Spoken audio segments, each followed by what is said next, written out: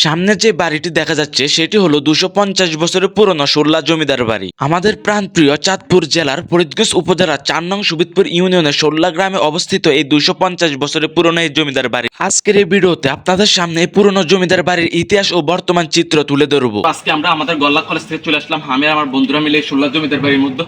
তো এই সোল্লা জমিদার বাড়ি নাকি 250 বছরের পুরনো। তো আজকের এই ভিডিওতে আমরা এই সোল্লা জমিদার বাড়ির বর্তমান পরিস্থিতি ও ইতিহাস নিয়ে আপনাদের সামনে তুলে ধরবো। সবাই সাথেই থাকবেন। আসসালামু আলাইকুম, welcome to Tanvir official blog video. আমরা এই মুহূর্তে জমিদার বাড়িতে প্রবেশ করলাম, আর জমিদার বাড়িতে প্রবেশ করতে দেখতে পেলাম ভিন্ন এক ডিজাইনের সুন্দর মসজিদ। এই মসজিদটি দেখলে যে কোনো মানুষের চোখ সরাতে মন চাইবে না, একদমই মন জুড়িয়ে যাবে। এর আগে এই জায়গার মধ্যে ছিল একটি পুরাতন মসজিদ। এই পুরাতন মসজিদটি ভেঙে নতুন করে তৈরি করা হয়েছে এই মসজিদ। এই গম্বুজওয়ালা মসজিদটি হচ্ছে এখানকার সবচেয়ে সুন্দর একটি মসজিদ। এর ভেতরে রয়েছে বিভিন্ন সুন্দর ডিজাইনের কারুকাজ।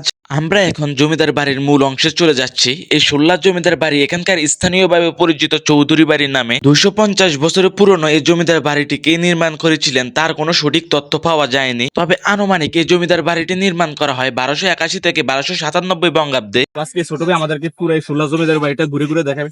তো তোমার নাম কি? কোন ক্লাসে পড়ো? ক্লাস 3।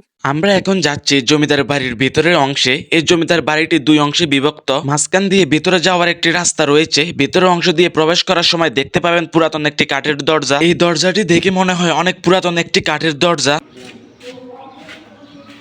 এই মুহূর্তে আমরা আছি জমিদার বাড়ির পিছনের অংশে, আর জমিদার বাড়ির পিছনের নকশাগুলো খুবই চমৎকার। রয়েছে সারি সারি কয়েকটি দরজা। এখানে প্রত্যেকটা রুমেরই আলাদা আলাদা দরজা। আর পিছনের অংশে রয়েছে একটি খোলামেলা মাঠ, আর মাঠের চারপাশে হচ্ছে দালান কোঠা। বিশাল আকারের অবস্থিত এই জমিদার বাড়িটি। দূর থেকে জমিদার বাড়িটির নকশাগুলো সৌন্দর্যের মাত্রা আরো বাড়িয়ে তুলছে। চৌধুরী বাড়ির উঠান যেন সবুজে ঘেরা। এই সবুজে ঘেরা উঠানের কারণে এই বাড়ির সৌন্দর্য যেন আরো ফুটে উঠেছে। বর্তমানে এই জমিদার বংশধররা কেউ এই বাড়িতে বসবাস করেন না। এটা হচ্ছে সোল্লা জমিদার বাড়ির পারিবারিক কবরস্থান। আর ভিডিওটি ভালো লাগলে শেয়ার দিয়ে অন্যদেরকেও দেখার সুযোগ করে দিবেন।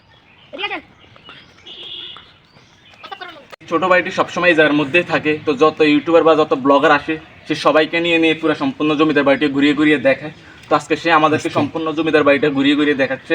সোল্লা জমিদার বাড়ি এর বিকল্প নাম হলো সোল্লা চৌধুরী বাড়ি। তবে এই জমিদার বাড়িটি কারা নির্মাণ করেন তা এখনো জানা যায়নি। তবে এই জমিদারের বংশের কয়েকজন জমিদারের নাম পাওয়া যায়। তারা হলেন জমিদার আব্দুল সমিদ চৌধুরী, নওয়াব আলী চৌধুরী, ইউসুফ আলী চৌধুরী, মোহাম্মদ আব্দুল কুপুর চৌধুরী ও মোহাম্মদ হানিফ চৌধুরী। মূলত তাদের নাম পাওয়া যায় তাদের এই দান করা জায়গা প্রতিষ্ঠিত সোল্লা স্কুল অ্যান্ড কলেজের ওয়েবসাইট থেকে। বর্তমানে এই জমিদার বাড়িটিকে সোল্লা পোস্ট অফিস বানানো হয়েছে। আর আমাদের চ্যানেলে নতুন নতুন ভিডিও পেতে চ্যানেলটি ফলো দিয়ে সাথেই থাকবেন।